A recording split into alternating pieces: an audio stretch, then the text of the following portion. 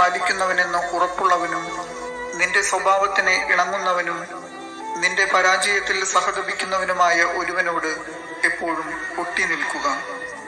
നിന്റെ ഹൃദയത്തിന്റെ ഉപദേശം സ്വീകരിക്കുക. അതിനേക്കാൾ വിശ്വാസ്യമായി എന്തുണ്ട്? ഗോപുരത്തിന് മുകളിലിരുന്ന് നിരീക്ഷിക്കുന്ന 7 പേരേക്കാൾ സ്വന്തം ഹൃദയമാണ് കൂടുതൽ വിവരങ്ങൾ നൽകുന്നത്. എല്ലാറ്റിലുമുപരി സത്യമാർഗത്തിൽ നിന്നെ നയിക്കുന്നതിന് അത്യുന്നതനോട് പ്രാർത്ഥിക്കുക.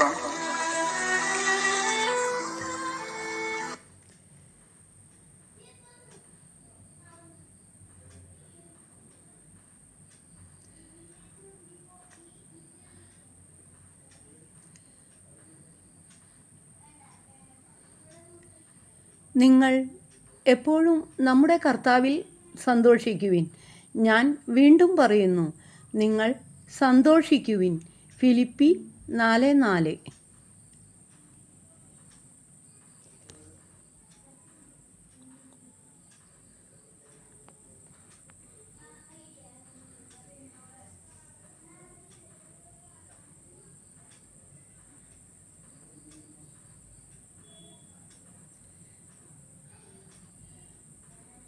എല്ലാ ദിവസവും വൈകുന്നേരം ഓറഞ്ച് നിറമുള്ള ഒരു ചെറിയ പൂച്ച മീൻ ഗ്രില്ല് ചെയ്ത് വിൽക്കുന്ന ഒരു കടയ്ക്ക് മുന്നിൽ ഇരിക്കാറുണ്ടായിരുന്നു. അവൻ കരഞ്ഞു ശബ്ദമുണ്ടാക്കി ഒന്നും ആവശ്യപ്പെട്ടിരുന്നില്ല. വളരെ ശാന്തനായി എല്ലാം നോക്കിക്കൊണ്ടിരിക്കും. ആ പൂച്ച ഒരു കാര്യം പ്രത്യേകം ശ്രദ്ധിച്ചിരുന്നു. കടയിലേക്ക് വരുന്ന എല്ലാവരും കച്ചവടക്കാരന് ആദ്യം എന്തോ ഒന്ന് കൈമാറും. അതിനു പകരമായി അല്പസമയത്തിന് ശേഷം രുചികരമായ ഗ്രില്ല് ചെയ്ത മീൻ അവർക്ക് തിരികെ കിട്ടും. പൂച്ച എല്ലാ ദിവസവും ഇത് ശ്രദ്ധയോടെ വീക്ഷിച്ചു കൊണ്ടിരുന്നു. ആദ്യം എന്തോ ഒന്ന് കൈമാറുന്നു, പിന്നീട് രുചികരമായ മീൻ കിട്ടുന്നു. അങ്ങനെ ആ ചെറിയ പൂച്ച അവിടെ അടുത്ത ഇടങ്ങളിലെല്ലാം തിരഞ്ഞു നടക്കാൻ തുടങ്ങി. ഒടുവിൽ അവന് മനോഹരമായ സ്വർണ്ണ നിറമുള്ള ഒരു ഇല ലഭിച്ചു. അത് അവൻ വളരെ സന്തോഷത്തോടെ തന്റെ വായിൽ കടിച്ചു പിടിച്ചുകൊണ്ട് മീൻകടയിലേക്ക് മടങ്ങിയെത്തി. ക്ഷമയോടെ വരിയിൽ കാത്തുനിന്നു. ഒടുവിൽ അവന്റെ ഊഴമെത്തിയപ്പോൾ കൗണ്ടറിൽ ആ ഇല സാവധാനത്തിൽ വച്ചു. കച്ചവടക്കാരൻ ഒരു നിമിഷം നിശബ്ദനായി.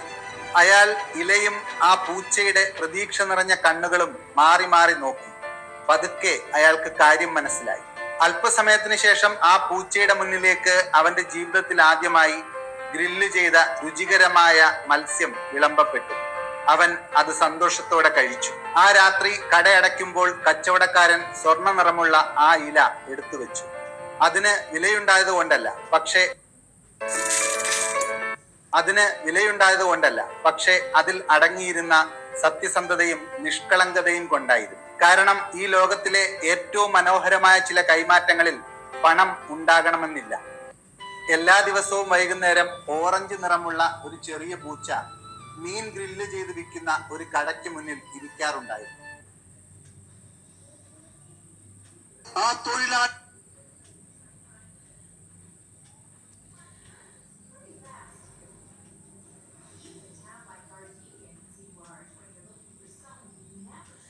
നല്ല ചിന്ത. വർഷങ്ങളായി ആശ്രമത്തിൽ ഗുരുവിനൊപ്പമായിരുന്നു ശിഷ്യന്റെ താമസം.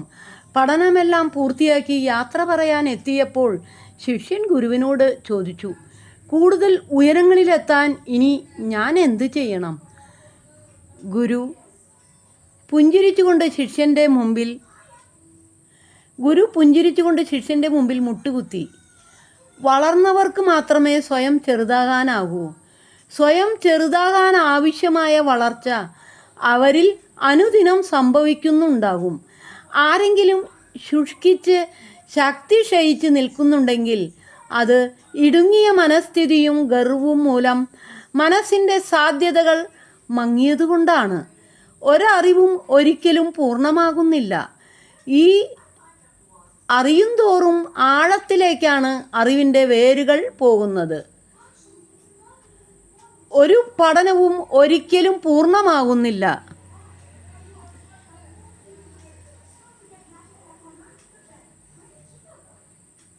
ഒന്ന് മറ്റൊന്നിലേക്ക് നയിക്കുക മാത്രമാണ് ചെയ്യുക.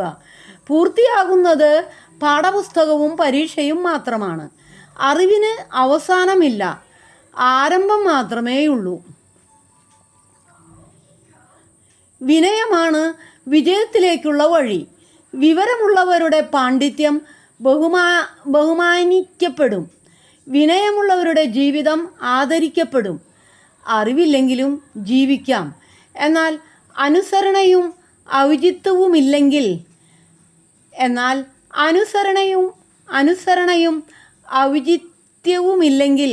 ജീവിതം അനാകർഷകമായിരിക്കും.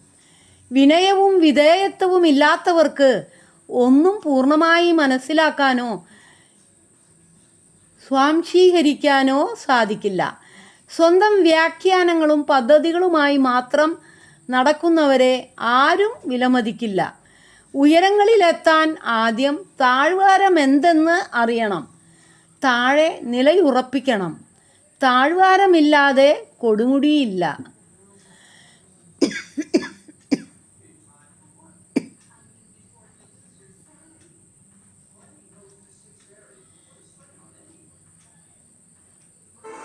പരിശുദ്ധമായ കുമ്പസാരം എന്ന കൂദാശയിലൂടെ പോലും സാത്താൻ മനുഷ്യരെ വഴിതെറ്റിക്കാനും കുമ്പസാരത്തിന്റെ മഹത്വത്തെ മലിനപ്പെടുത്താനും ശ്രമിക്കുകയാണെന്നാണ് ഈ സംഭവം വ്യക്തമാക്കുന്നത്. പാപപ്പൊറുതിക്ക് വേണ്ടി പശ്ചാത്താപത്തോടെ മനുഷ്യർ വന്ന് മുട്ടുകുത്തുന്ന ഇടമാണ് ഓരോ കുമ്പസാരക്കൂടും. അറിഞ്ഞോ അറിയാതെയോ ചെയ്തു പോയ പാപങ്ങളെ പ്രതി ബലഹീനനായ മനുഷ്യന്റെ ആത്മാവിൽ നിന്നുള്ള നെടുവീർപ്പുകളാണ് കുമ്പസാരമായി പരിണമിക്കുന്നത്. എന്നാൽ സാത്താൻ കുമ്പസാരത്തിനായി വന്ന സംഭവം കേട്ടിട്ടുണ്ടോ? വിശുദ്ധ പാദ്രപ്പയുടെ ജീവിതത്തിൽ നിന്നാണ് ഈ സംഭവം. അത് ഇപ്രകാരമാണ്. ഒരു ദിവസം കുമ്പസാരക്കൂട്ടിലായിരുന്ന വിശുദ്ധന്റെ അടുക്കലേക്ക് മാന്യമായ വസ്ത്രം ധരിച്ച സുന്ദരനും സുമുഖനുമായ ഒരു ചെറുപ്പക്കാരൻ എത്തി. അയാൾ വളരെ ആദരവോടെയാണ് സംസാരിച്ചു തുടങ്ങിയതും പിന്നീട് തന്റെ പാപങ്ങൾ ഓരോന്നായി ഏറ്റുപറഞ്ഞതും. ദൈവത്തിനും മനുഷ്യനുമെതിരെ ചെയ്തു പോയ ധാർമ്മികതയുടെയും സഭ്യതയുടെയും എല്ലാ അതിരുകളെയും ഭേദിക്കുന്ന വിധത്തിലുള്ള പാപങ്ങളായിരുന്നു അയാൾ ഏറ്റുപറഞ്ഞുകൊണ്ടിരുന്നത്. ആ പാപങ്ങൾ കേൾക്കുന്ന മാത്രയിൽ വിശുദ്ധന്റെ മനസ്സിൽ എന്തൊക്കെയോ അസ്വസ്ഥതകൾ നിറഞ്ഞു. എന്നിട്ടും ദൈവവചനം ഉദ്ധരിച്ചും സഭയുടെ പഠനമനുസരിച്ചും വിശുദ്ധരുടെ ധാർമ്മിക പ്രബോധനമനുസരിച്ചും വിശുദ്ധ പാദ്രപ്പിയോ അവയോടെല്ലാം പ്രതികരിച്ചു കൊണ്ടിരുന്നു.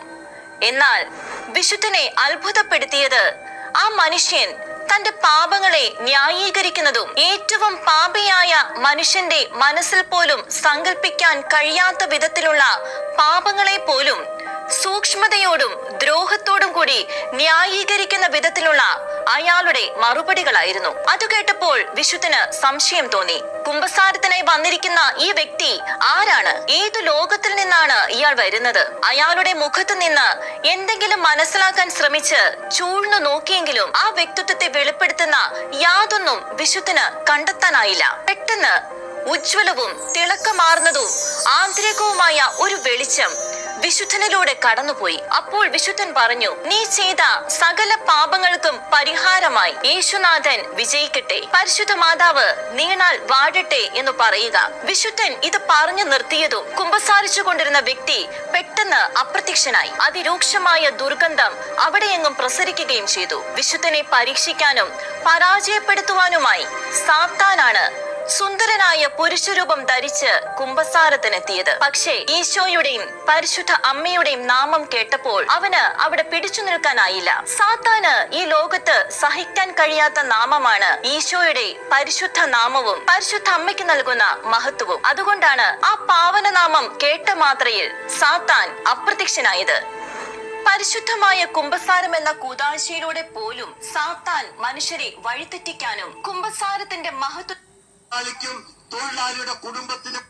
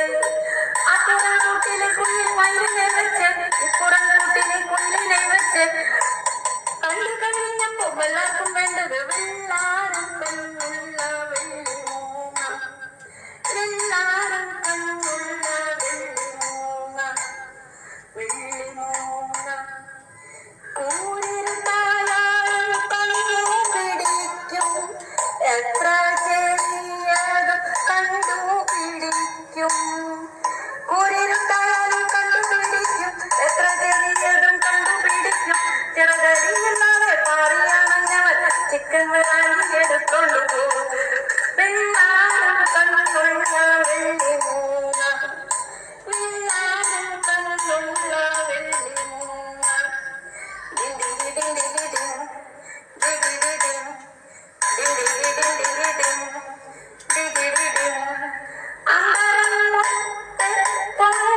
പറക്കും പമ്പരം പോലെ കഴുത്തു കറക്കും അമ്പരത്തെ പൊങ്ങി പറക്കും പമ്പരം പോലെ കഴുത്തു കറക്കും മന്ത്രവാദിമാരുടെ കോളത്തിരുന്നവൻ കഴിക്കും വെള്ളാരം കണ്ണുള്ള വെള്ളിമൂങ്ങ